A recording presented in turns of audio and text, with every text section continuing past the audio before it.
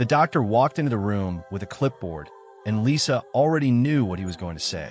It was the third test, the third procedure, and the third time she would hear the word, "not yet." She had prayed. She had fasted. She had asked everyone at church to pray with her. But after 5 years of trying to conceive, after 3 miscarriages and countless tears, she was beginning to wonder if God had gone silent. Lisa sat in the car for 20 minutes after the appointment, hands gripping the steering wheel, staring into the rain. That's when a whisper came, not audible, but deep. In her heart, she heard it. Wait. Just that one word. It wasn't the miracle she asked for. It wasn't the answer she wanted, but it was unmistakably him. And sometimes that's all we get. You see, one of the hardest answers you'll ever hear from God isn't no. It's wait. Because no is final. You can move on from a no, but wait is a wilderness. A place where the timeline is unclear, where the path isn't marked, and where your faith gets tested in the quiet places. The Bible is filled with people who had to wait. Abraham waited 25 years for the son God promised him. Joseph waited 13 years from the pit to the palace. David waited over a decade to sit on the throne after being anointed. And Jesus himself waited 30 years before performing his first miracle. You're not being punished in the waiting. You're being prepared. Lisa's story is the story of so many believers.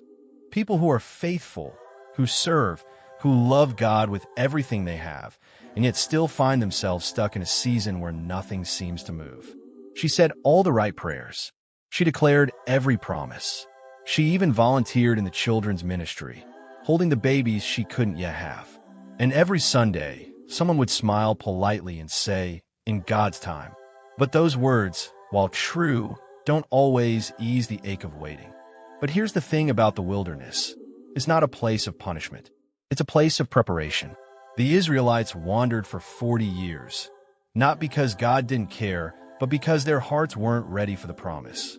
Sometimes the delay is divine. God isn't withholding the blessing. He's building the character needed to carry it. Lisa would later describe her waiting season not as a time of silence, but as a time of training. She learned to hear God in ways she never had before.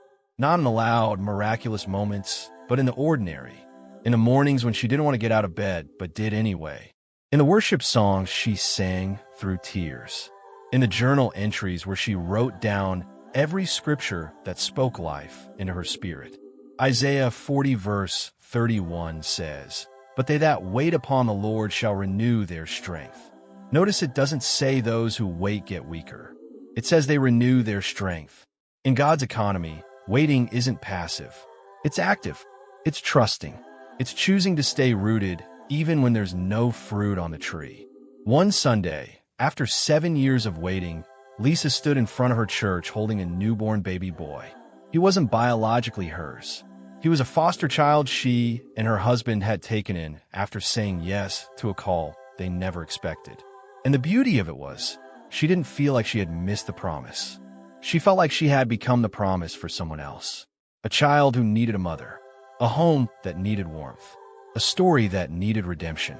The waiting is holy. The wilderness is sacred. Because in the stillness, you learn to hear his voice. In the silence, you learn to depend on his strength. And in the delay, you develop the depth that destiny requires. Don't quit. Don't rush ahead of God. Don't assume he's denied you just because he's delayed you. The promise is still alive. The purpose is still intact. And the one who began the work in you will be faithful to complete it. In his time, in his way, and for his glory. Hold on, breathe deep, and wait well. Because when God says wait, he's not holding you back. He's holding you close. You are not forgotten. You are being formed. And when the time is right, what once seemed impossible will walk straight into your arms, right on time. That's today's faith fuel. Let it carry you through. Thanks for watching. Subscribe for more soul-lifting motivational videos.